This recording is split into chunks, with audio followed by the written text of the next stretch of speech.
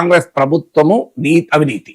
So Congress ప్రభుత్వమే కుంభకోణాలు చేస్తోంది అని అటాక్ చేస్తానికి ప్రతిపక్షానికి ఇది ఒక ఆయుధంగా మారిపోయింది. సింగరేణి గనులు వ్యవహారాలంతా బట్టితో లింక్డ్ అది. ఎందుకంటే మీకు ఈ వ్యవహారంలో రకరకాల ప్లేయర్స్, రకరకాల ఫోర్సెస్ ఎంటర్ అయ్యాయి.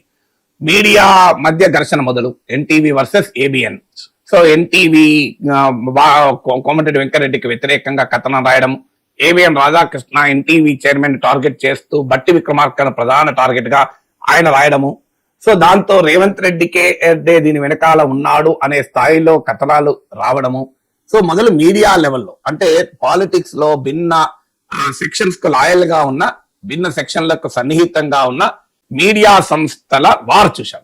So politics, politicians and media relation తో జరిగిన గ్రూప్ రైవల్రీ చూశాం. అంటే రేవంత్ రెడ్డి కూడా ఆ మాట చెప్పాడు, మీరు నా పైన అపోహలు సృష్టించకండి అని కూడా అన్నాడు ఓపెన్ గా, బహిరంగంగానే.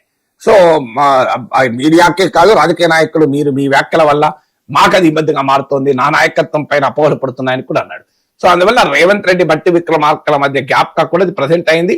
దాన్ని నమస్తే తెలంగాణ బీఆర్ఎస్ పత్రిక కనుక సహజంగానే దాన్ని హైలైట్ చేస్తూ రేవంత్ బావమరిది గుట్టు లాగుతున్నాడు బట్టి అని. అంటే రేవంత్ వర్సెస్ బట్టి వయా సింగరేణి, ఈ బొగ్గు గనుల విషయం తెలంగాణ రాజకీయాలు ఇంత హాట్ టాపిక్ గా మారింది. ఇది ఎటు రిజాల్వ్ అవుతుంది అనేది కాంగ్రెస్ పార్టీ అంతరంగిక వ్యవహారాలను ఇన్ఫ్లుయెన్స్ చేస్తుంది. కాంగ్రెస్ పార్టీకి ఉండే ఇమేజ్ ను కూడా ఇంపాక్ట్.